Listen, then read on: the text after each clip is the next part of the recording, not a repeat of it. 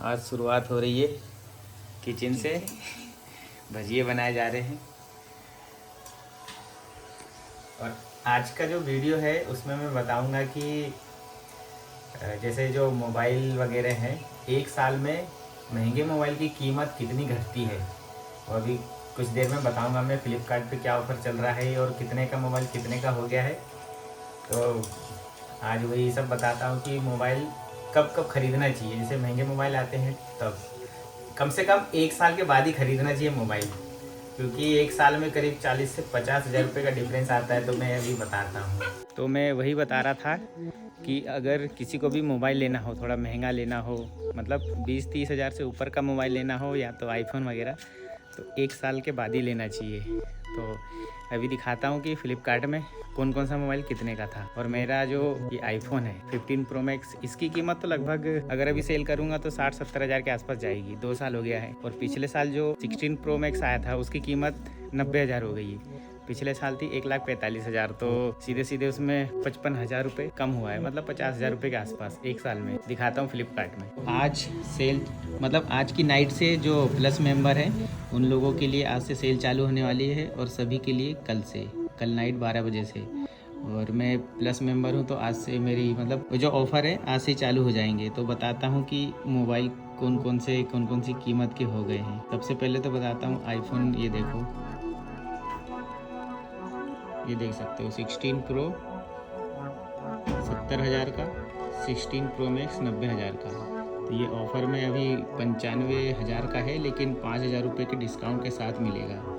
तो ये मान के चलो पिछले साल इसकी कीमत थी 1,45,000 रुपये। एक साल में इतना हो गया है। और मैंने ख़रीदा था पिछले साल शिमला के लिए पिक्सल 9। पिक्सल 9 का भी रेट दिखा देता हूँ अभी कितना है। इसमें अभी 80 हज़ार दिखा रहा है, लेकिन अभी ये ऑफ़र में, रात को मैंने सर्च किया था तो ऑफ़र में ये 38 हज़ार का मिल रहा है। मतलब ये आज नाइट से 38 हज़ार का मिलेगा। जितने भी मोबाइल हैं सब देखो कितनी गिरी से गिरी कीमत में मिलेंगे आज से। मतलब कि ये इतना ज़्यादा रेट कम हो जाते हैं तो कंपनियां किस तरह बेवकूफ़ बनाती हैं। अभी ये मान के चलो 16 प्रो मैक्स जैसे दे रहा है 90 हज़ार में।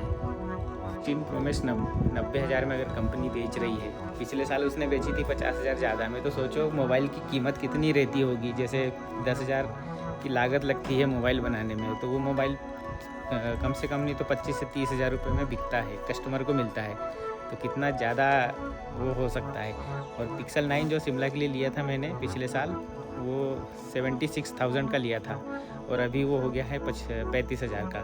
रात को दिखा रहा था पर अभी शो नहीं कर रहा है, पर वो 35-34 हज़ार में ही मिलेगा। अब बताओ, इतना सस्ते में जब मोबाइल इतना सस्ता हो जाता है तो फिर कैसी फीलिंग आती है कि यार एक साल बाद ही लेते तो 50 हज़ार रुपये का फ़ायदा हो जाता, 40 हज़ार का फ़ायदा हो जाता। मेरा भी इस साल 17 प्रो मैक्स लेने का प्लान है, लेकिन ले पाऊँगा कि नहीं वो भी कंफर्म नहीं है, क्योंकि अभी वो 1,50,000 रुपये का है, 1.5 लाख का है।